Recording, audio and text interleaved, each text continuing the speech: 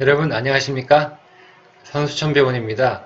오늘은 전방 십자인대 파열에 대해서 알아보는 시간이죠.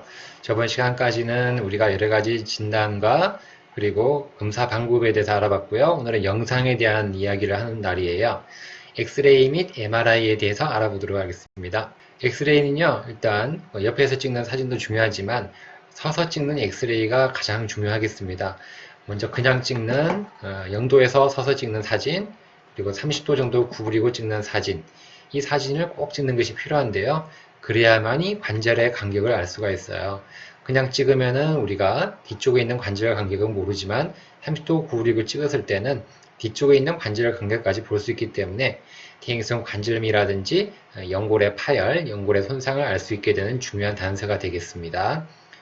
그리고 또 골절에 대해서 알아볼 수가 있는데요. 그 전방 십자인대 파열은 인대 파열인데 웬 골절이냐라고 이야기하시는 분들이 있는데요. 인대 파열이 되면서 무릎 길이 찢게 되면은 이런 세컨드 프랙처라는 게 생기게 됩니다. 이런 골절인데요. 그리고 또 뼈 조각이 있는 경우도 있고요. 또 유리체, 모스구시병, 뼈에 혹이 있는 경우도 있기 때문에 엑스레이는 이런 것들 때문에 찍기 때문에 병원에 갈 때마다 찍게 됩니다. 난 찍었는데 왜 또 찍어요? 라고 이렇게 많이 이렇게 귀찮아하시는 분들이 있는데 그래도 엑스레이는 병원마다 찍는 것이 다 다르기 때문에 귀찮더라도 가서 찍는 것이 필요하겠습니다.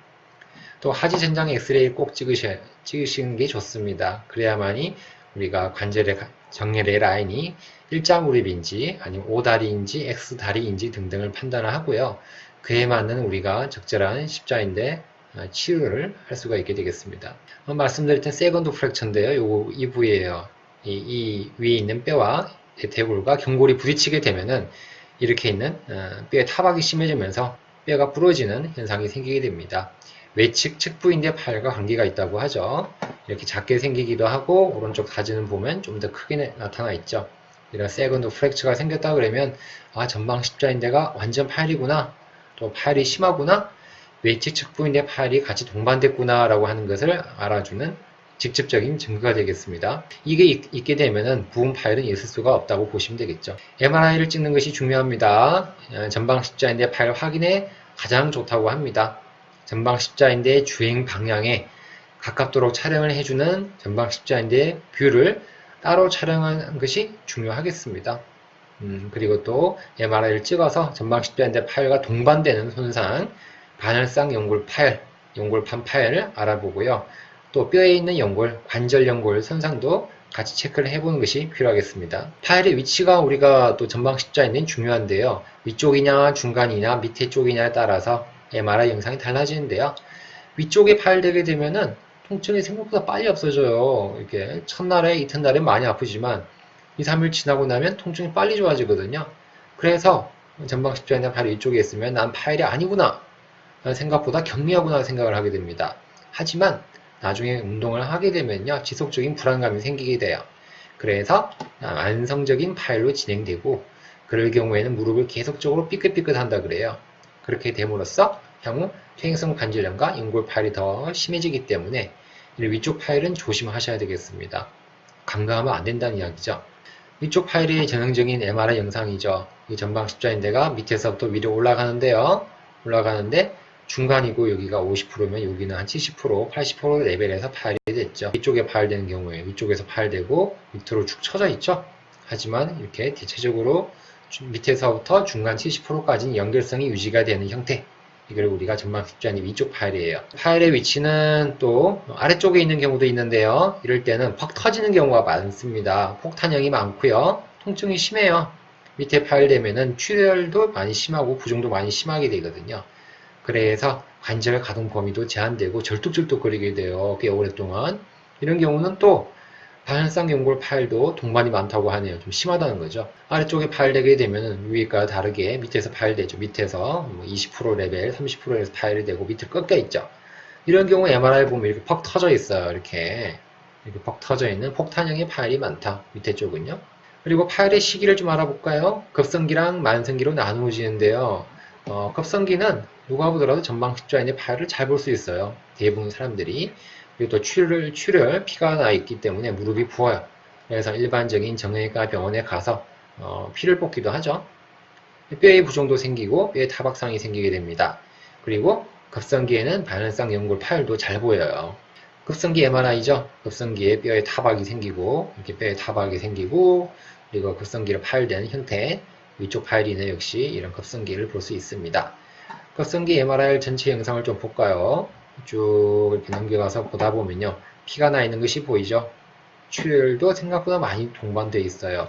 그리고 파열이 돼서 요 위쪽에 파열이 되는 전방 십자인데 급성기 파열이 보이게 됩니다. 위쪽 파열이고 급성기 파열. 화살표된 부위에 파열 부위고 그리고 또 이렇게 뼈에 하얗게 되어 있는 것이 이거 뭐라 그랬죠? 뼈 타박, 골 부종이라고 해요. 이런 것도 같이 동반이 되는 급성기 MRI를 전체 옆에서 보는 사지탈 영상을 봤습니다. 그리고 만성으로는요, 전방 십자인대가 근데 거의 없어져요. 남아있는 게 거의 없어지는 형태가 많아요. 있어도 밑에만 약간 있기 때문에 이건 거의 없다라고 보시면 되고, 당연히 뭐 만성이니까 뭐 피가 나고 부종은 없겠죠. 하지만 생각보다 심한 반응성 연골 파열이 많아요. 왜냐하면 무릎을 계속적으로 삐기 때문에 또 엇나가고 또 엇나가고 빗나가기 때문에 반응성 연골 파열이 많고 관절염도 많이 진행되어 있는 형태가 많습니다. 만성 MRI죠. 보니까 있긴 있어요. 이렇게 있는데 거의 없고 뼈에 달라붙어 있어요. 요거밖에 짤뚜막한 거 이게 다예요. 실제로 이걸로 관절경 사진을 보면 이렇게 누렇게 보면 이 부분이에요. 거의 없죠. 있어도 전방 십자인대는 아니고요. 지방이라든지 삼류성 조직으로 대체되어 있는 쓸모없는 조직이 되겠습니다. 만성 MRI 전체 영상을 좀 살펴볼까요?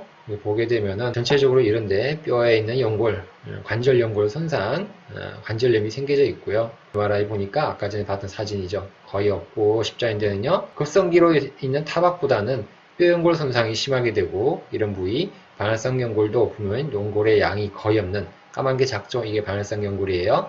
만성적인 반응성 연골의 파열이 심한 소견이 만성 MRI를 보시면 되겠습니다. 만성이 되면 관절염이 생기는데요. 만성이 되면 관절염이 이렇게 뼈 연골에 구멍이 나 있는 뼈 연골 손상, 골 연골 손상이라고 합니다. 관절 연골 손상, 관절염이라고 이런 부위에 푹 파이게 되는 거예요.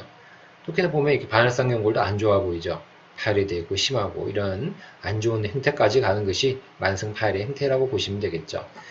그래서 십자인대 거의 없어졌어요. 남아있는 거 한 개도 없고 뭐 있어봤자 뭐 조금 남아있는 섬유성 조직으로 대체되는 것이 보이고요. 연골이 거의 없어졌죠. 이렇게 연골이 이렇게 바깥쪽 부위는 이렇게 안쪽에 보니까 거의 없죠. 남아있는 부위 20% 있을까요? 20%도 있지만 거의 없는 형태. 이것도 파열되어 있는 형태가 보이고 있습니다. 그래서 뼈 연골의 손상이 된 관절염이 여기 보이고요. 그리고 반응성 연골은 있지만은 기능은 거의 없는 연골 파열이 심해서 연골이 이렇게 칼로 이렇게 도려낸다 해서 사리화 이렇게 된다라고 복수가삭처럼 되어 있는 형태가 보이고 이런 연골은 거의 기능이 없죠. 그래서 관절염이 동반되겠습니다. 감사합니다. 이번 영상 전방 십자인대 파열의 엑스레이와 MRI 소견에 대해서 알아봤고요. 다음에는 전방 십자인대 파열 치료에 대해서 알아보도록 하겠습니다. 댓글 구독 꼭 해주시면 손천병원 영상에 도움이 되는 거 알고 계시죠? 감사합니다. 오늘도 좋은 하루 되십시오.